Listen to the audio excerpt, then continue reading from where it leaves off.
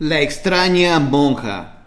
Hubo una época cuando yo era niño, cuando tenía unos 10 años, recuerdo que una monja llamada Asunción de un orfanato cercano venía a visitarnos por las tardes.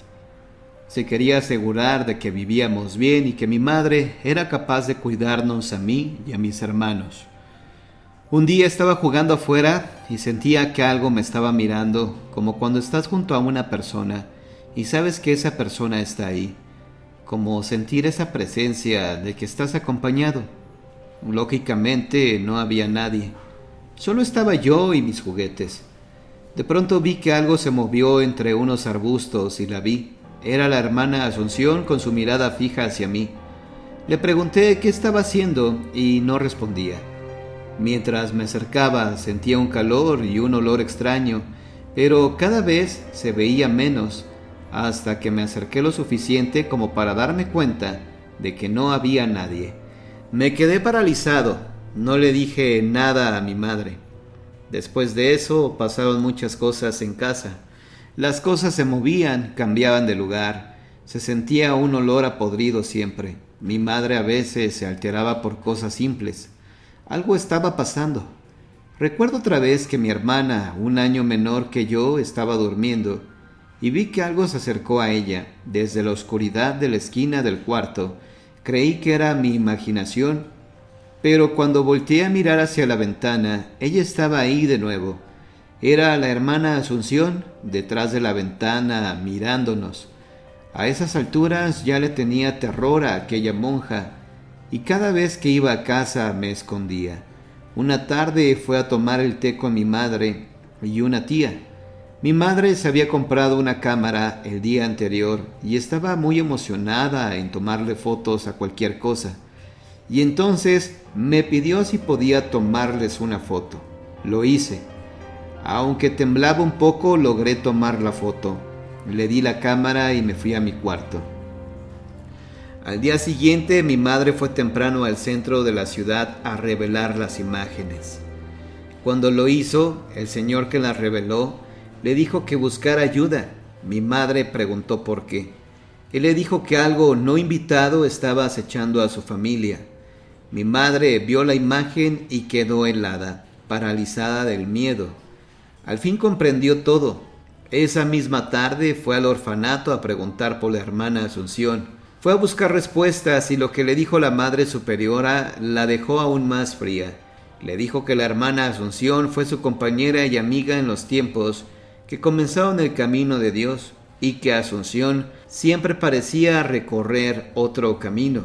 Al parecer practicaba brujería y esas cosas, hasta que un día la encontraron desnuda, colgada por el cuello sobre un pentagrama que estaba oculto bajo su cama. La hermana Asunción había muerto hacía ya 30 años. Recuerdo que mi madre regresó a casa ese día, tomó sus cosas, empacó nuestras cosas y nos fuimos de aquel pueblo. Nunca más regresamos.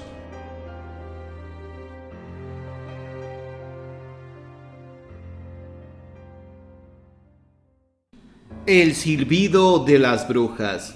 Un joven se encontraba trabajando como de costumbre. A las 9 de la noche, al terminar su turno de camino a casa, se transportó a la terminal de autobuses, pues él trabajaba en el centro de la ciudad y su casa se encontraba a las afueras de ella. Llegó a la salida del autobús y antes decidió fumar un cigarrillo. Se encontraba ya de camino a casa, ya en el autobús. Había sido un día pesado y muy laborioso. Se sintió cansado y comenzó a quedarse dormido. El autobús siguió su trayecto y el joven, sin percatarse, siguió durmiendo y siguió de largo. Su destino había quedado ya muy atrás. El autobús ya había parado en su terminal y no tenía regreso, pues era el último. El chofer, al percatarse que el joven aún dormía, se acercó y le dijo: «Oye, ya llegamos, tienes que bajar». El joven se despertó de golpe, pues se percató que no conocía dónde se encontraba. Bajó del autobús y notó que ya era muy tarde y ya no había otro autobús de regreso. Preguntó al chofer cómo regresar y él solo le dijo: No se puede, es muy noche ya y no hay más transporte.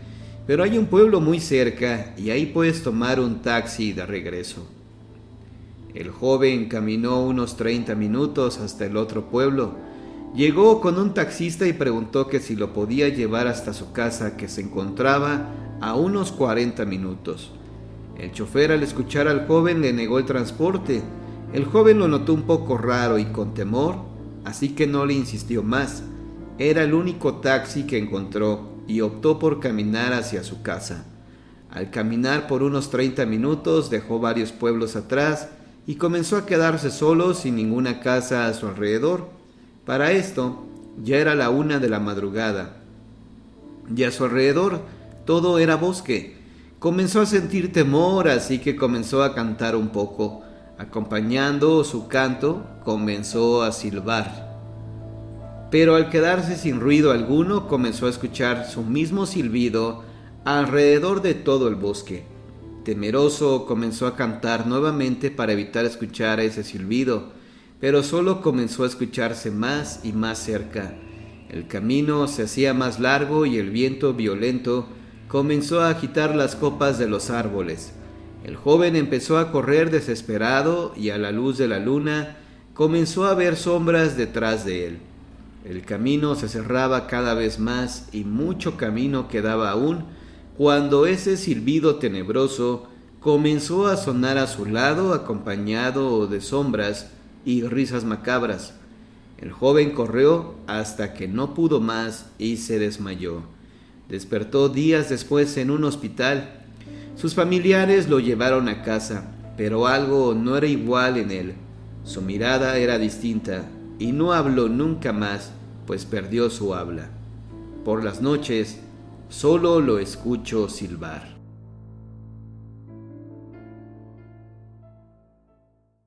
La niña fantasma que busca su muñeca, leyenda de Nuevo León. En el centro de Monterrey hay una casa que data de 1930. Es de 3 pisos y en sus años de gloria, en la terraza, tenía una piscina, la cual fue clausurada porque en ella falleció una niña de 7 años de edad. Su deceso fue accidental. Mientras su madre dormía porque tenía un fuerte dolor de cabeza, ella se encontraba jugando con una pelota cerca de la alberca y desgraciadamente tropezó con una manguera y cayó al agua. Cuando la madre encontró el cuerpo sin vida de su hija, por poco pierde la razón. Los padres de la niña decidieron poner en venta la casa, pues cada habitación y rincón del inmueble le recordaba a su pequeña hija. En lo que salía un comprador, ellos se marcharon a otro lugar. Pasaron varios años, hasta que un empresario de Monterrey compró la casa para poner en ella una agencia de publicidad, algo novedoso para la época. Una de las primeras cosas que hizo el nuevo dueño fue clausurar la piscina, y no para prevenir que se repitiera la tragedia, sino porque no la requería. Además ocupaba mucho espacio. Los fenómenos paranormales empezaron a ocurrir al poco tiempo de que esta casa fue remodelada y haber abierto sus puertas al público como agencia de publicidad. Durante la madrugada se escuchaba la risa de una niña y esto desconcertaba al vigilante, pues recorría los 3 pisos de la casa y no encontraba a nadie. Después ya no solo se oía la risa y sus pasos por las escaleras, sino hasta la veían, llevándose el susto de sus vidas, pues la niña llevaba su uniforme escolar, pero con el rostro de calavera. Las apariciones de la niña continuaron y prácticamente todos los veladores que llegaban a trabajar a este lugar la vieron, lo cual provocaba que estos renunciaran ante el temor de que se les apareciera de nuevo. ¿En dónde está mi muñeca?, es la pregunta que a todos les hacía y que sigue haciendo, pues como en todas las historias de fantasmas, estos seres se pueden ausentar por un tiempo, pero siempre regresan, debido a que sus almas nunca logran descansar en paz. La carretera endiablada, leyenda de Oaxaca. Existen muchas historias que hablan acerca de las carreteras en México, anécdotas que hablan sobre mujeres de blanco que se aparecen en el camino. que en ocasiones provocan trágicos accidentes o bien carreteras que en determinado número de kilómetros suceden hechos inexplicables. Oaxaca no es la excepción. Su carretera hacia Mitla tiene una historia negra.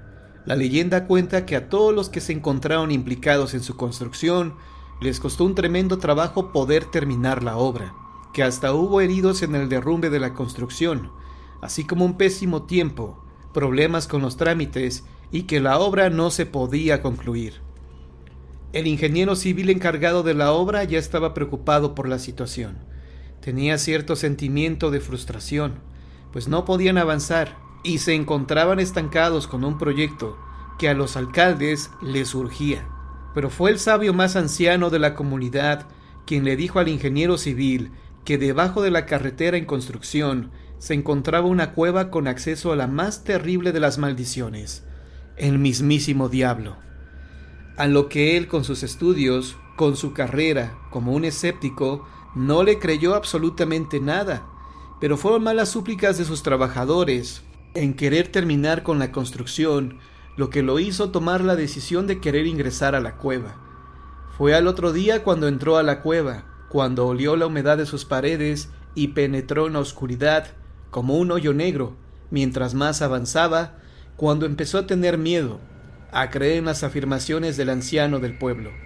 Eran caminos solitarios y resbalosos los que andaba mientras trataba de serenarse y llegar hasta el final, para poder ver y conversar con quien debía negociar. Fueron varias horas de camino para poder llegar al punto exacto y asombrarse, y sentir las piernas tan débiles como las de un muñeco de trapo. Miró una especie de toro, el cual se encontraba en un sillón de piedra, rodeado de oro y joyas, que miraba al ingeniero con mirada retadora, y con una voz de estruendo aseguró que sabía muy bien por qué lo buscaba, afirmando que no existía ninguna concesión, que ese camino nunca se podría terminar de construir.